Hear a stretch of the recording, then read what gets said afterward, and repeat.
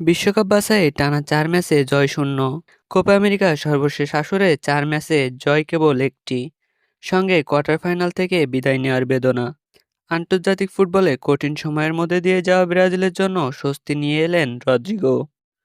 তরুণ এই ফরোয়ার্ডের নৈপুণ্যে জয়ে ফিরল ৫ বারের বিশ্ব চ্যাম্পিয়নরা। বাংলাদেশ সময় শনিবার সকালে ২০২৬ বিশ্বকাপ বাছাইয়ে ইকুয়েডরকে ১-০ গোলে হারিয়েছে ব্রাজিল। বল দখল, গোলের সুযোগ তৈরি ও লক্ষ্যে শটের বিবেচনায় এগিয়েছিল ব্রাজিল। তবে প্রথমার্ধের শেষ সময়ে ইকুয়েডরের মইসেস কেইসেদোর শট ডিফেন্ডার গ্যাব্রিয়েল মাগালিয়াইস গোললাইন থেকে ফিরিয়ে দিতে না পারলে খেলার চিত্রটা ভিন্ন হতে পারত। ঘরের মাঠে তৃতীয় মিনিটে প্রথম সুযোগ পায় ব্রাজিল। রদ্রিগোর ফ্রি কিকে প্লান্টি স্পটের কাছ থেকে হেডে লক্ষ্য রাখতে পারেনি লুইস এনরিক।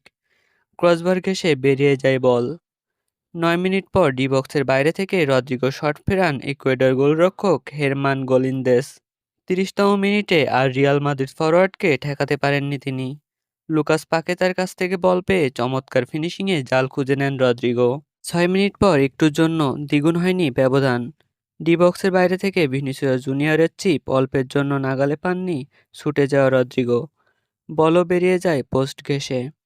দ্বিতীয়ার্ধে আক্রমণ পাল্টা আক্রমণে দারুণ জমে ওঠে ম্যাচ।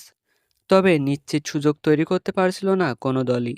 দ্বিতীয়ার্ধে ম্যাচের যোগ করার সময়ে বিপজ্জনক জায়গায় ফ্রি কিক পেয়েছিল ইকুয়েডর, কিন্তু সুযোগ কাজে লাগাতে পারেনি তারা। ৭ ম্যাচে তৃতীয় এই জয়ে ব্রাজিলের পয়েন্ট হলো ১০।